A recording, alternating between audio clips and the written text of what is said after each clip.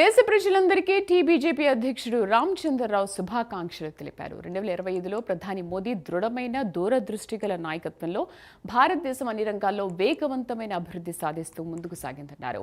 అదే స్ఫూర్తితో 2026లో భారతదేశాన్ని వికసిత భారత్గా తీర్చిదిద్దే దిశగా ప్రతి ఒక్కరూ కృషి చేయాలని ఆయన పిలుపునిచ్చారు. 2026 నూతన సంవత్సరం శుభాకాంక్షలు. 2025లో మనందరం ఎంతో కష్టపడి భారతదేశాన్ని ముందుకు తీసుకుపోయే ప్రయత్నం చేశారు నరేంద్ర మోదీ గారు. మరి వారి అడుగుజాడల్లో 26లో కూడా మనం భారతదేశాన్ని వికసిత భారత్ వైపు తీసుకుపోయే ప్రయత్నం చేస్తాం.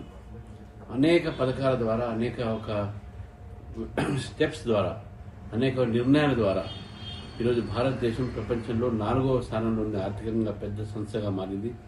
త్వరలోనే మనం 3వ స్థానంలో రాబోతా ఉన్నాం. మరి 2026 సందర్భంగా మనందరం దేశానికి మన ఒక జీవితాన్ని అంకితం చేసి నేషన్ ఫస్ట్ అనేటి ఆలోచనలతో అటల్ బిహారీ వాజ్పేయి గారు దారి చూపినటువంటి మార్గంలో మనం అందరం కూడా నడుస్తామని చెప్పేసి, ఈ వికసిత్ భారత్లో మనందరం కూడా పాత్ర వహించాలని చెప్పేసి మీ అందరికీ మరొకసారి భారతీయ జనతా పార్టీ తరఫు నుంచి నూతన సంవత్సర శుభాకాంక్షలు.